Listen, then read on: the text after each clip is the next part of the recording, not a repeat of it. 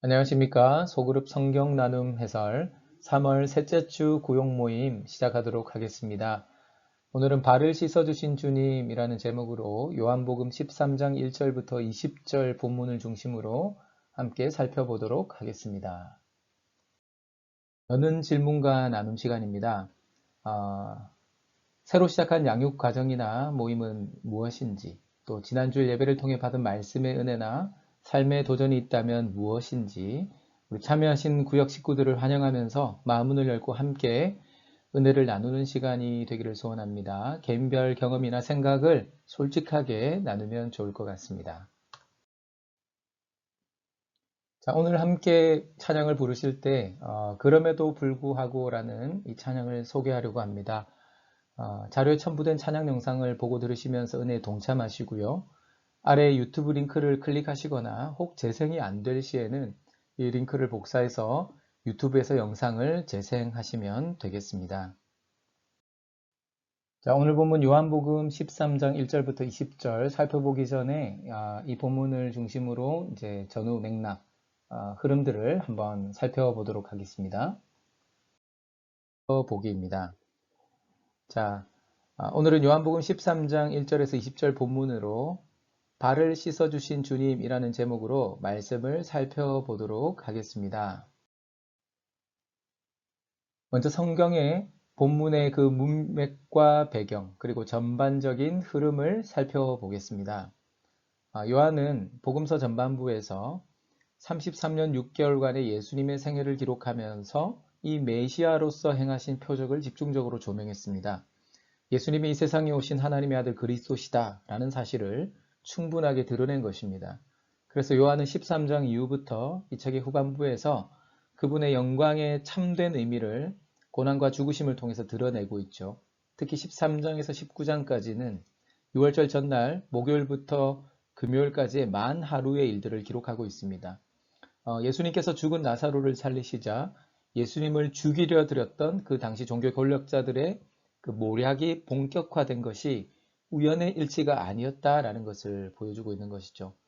예수님을 향한 죽음의 그림자가 점점 짙어올수록 하나님의 영광이 더욱 드러나게 될 것을 예상하게 되는 것입니다.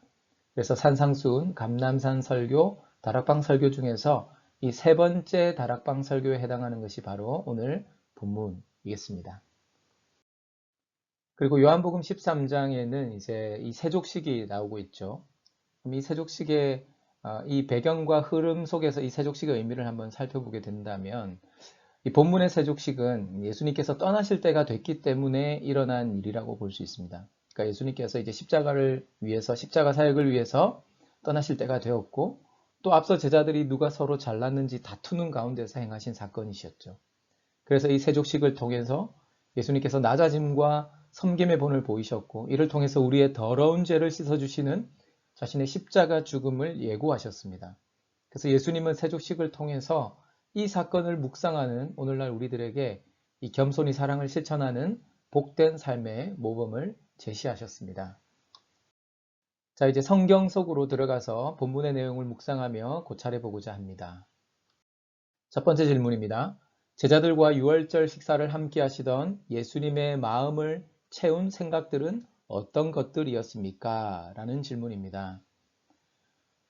예수님께서 자기가 세상을 떠나서 아버지께로 돌아가실 때가 이른 줄 아시고 예수님께서 아버지께서 모든 것을 자기 손에 맡기신 것, 또 자기가 하나님께로부터 오셨다가 하나님께로 돌아갈 것을 아셨다라고 기록을 하고 있죠.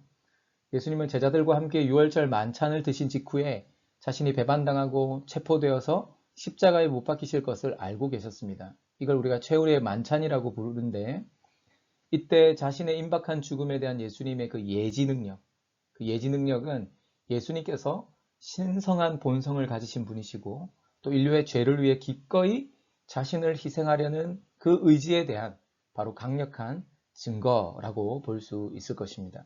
예수님께서 제자들과 함께 식사하시다가 이제 십자가에서 자기가 죽을 것을 아셨다라는 사실은 그 십자가의 대속사역의 그 엄숙함과 중대함을 강조하고 있습니다.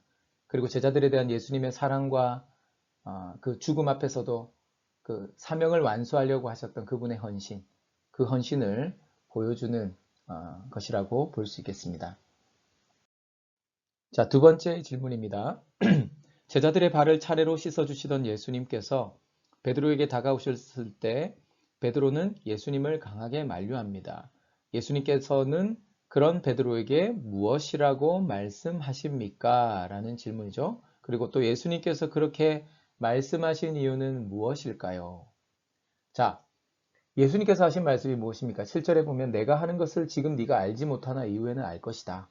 그랬더니 베드로가 그럽니다. 내 발을 절대로 씻지 못할 것입니다. 그랬더니 예수님이 또 8절에 그러시죠. 내가 너를 씻어주지 아니하면 네가 나와 상관이 없다. 우리를 죄에서 구원하기 위해서 예수님 오셨습니다. 그 예수님이 오신 것은 죽으시기 위한 것이죠. 근데 베드로는 이걸 결코 이해하지 못한 상태였습니다. 그래서 예수님은 베드로와 제자들의 발을 씻기시면서 죄로 물든 우리를 바로 이 보배로운 자신의 피로 씻어주시는 그 은혜를 이 행위를 통해 선포하신 거죠. 우리 죄를 씻어주시는 그 예수님의 은혜 덕분에 주님과 상관없던 우리가 그 피로 한 몸을 이루게 된 것입니다. 따라서 우리는 죄로 더럽혀진 우리의 발을 주님 앞에 내어놓고 그 발을 씻어달라고 우리가 부탁을 드려야 돼요. 때로는 그 일이 부끄럽게 느껴지고 또 꺼려지더라도 그 더러운 발을 주님 앞에 내놓아야 합니다. 그 발은 우리 주님만 씻어주실 수 있기 때문에 그래야 우리가 주님과 비로소 상관 있는 사람으로 살아갈 수 있기 때문입니다. 그래서 주님과 우리들 사이의 관계는 예수님께서 우리를 섬겨주시고 또 우리의 죄를 씻어주시는 은혜로 시작되고 또 지금도 그 은혜 안에서 풍성하게 유지되고 있는 것이죠.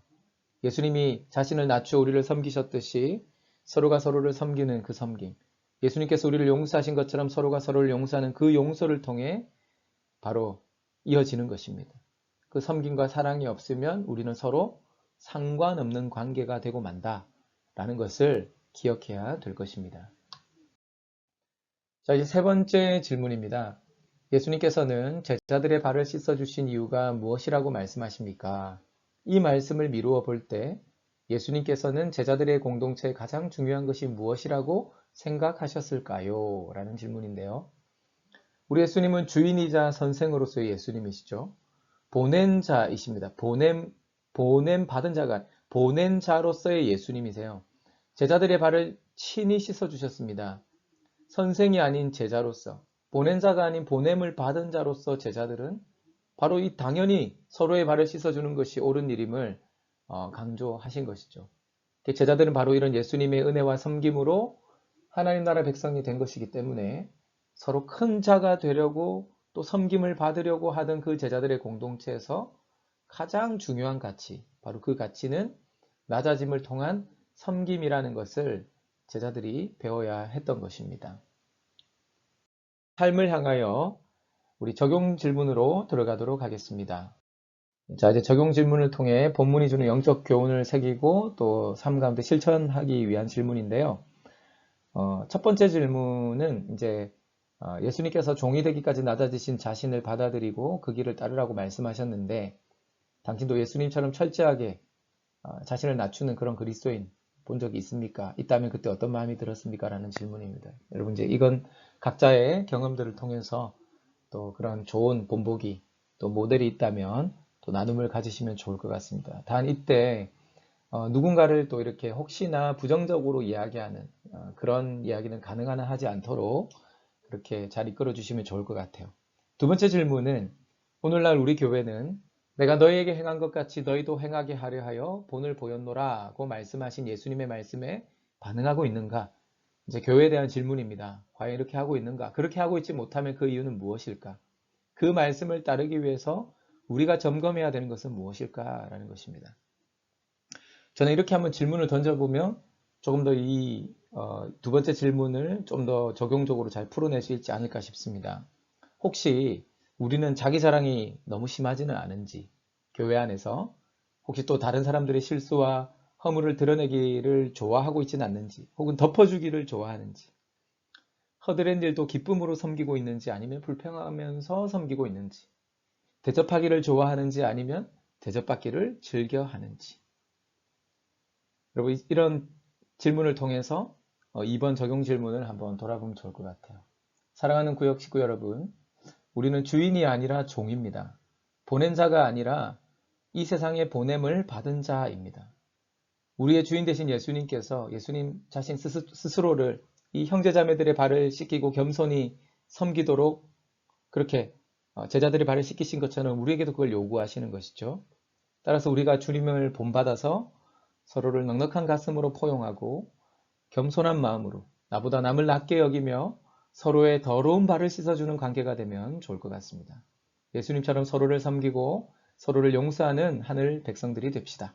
그러면 주님께서 하늘에 복을 주실 것이고 이 세상에서 천국을 맛보며 사는 특별한 은혜를 부어주실 줄 믿습니다. 자, 이제 마지막으로 삶 나누기입니다. 상고한 말씀을 바탕으로 먼저 삶을 나누면서 감사 기도 제목을 나누시면 좋겠습니다. 그리고 함께 기도하시면 됩니다. 자, 이제 교회 광고를 전달하고자 합니다. 상반기 양육과정 신청자를 추가로 모집하고 있고요. 이번 주일 이제 문자 메시지 공지사항에 그 양육과정 안내 링크를 접속하셔서 신청하시면 되겠습니다. 지난주에 신청하고 이제 새로 이 양육과정이 이제 개강이 시작되었지만 이제 추가적으로 가능하시니까 또 적극 신청해 주시길 부탁드리고요. 매주 금요일 저녁 금요 찬양 기도회가 계속되고 있습니다. 한 번도 못 오신 분들은 꼭 오시기 바라고요. 금요일 저녁에 이제 한 달에 한 번 정도는 구역 모임을 교회에서 가지고 이 금요 기도회에 한번 참석하는 것도 어떨까 이렇게 한번 권해드립니다. 이번 주일 3월 누가 선교회 봉사가 있습니다. 잘 다녀오실 수 있도록 기도 부탁드립니다. 자, 이상 3월 셋째 주 소그룹 성경 나눔이었습니다. 함께 해주셔서 감사합니다. 수고하셨습니다.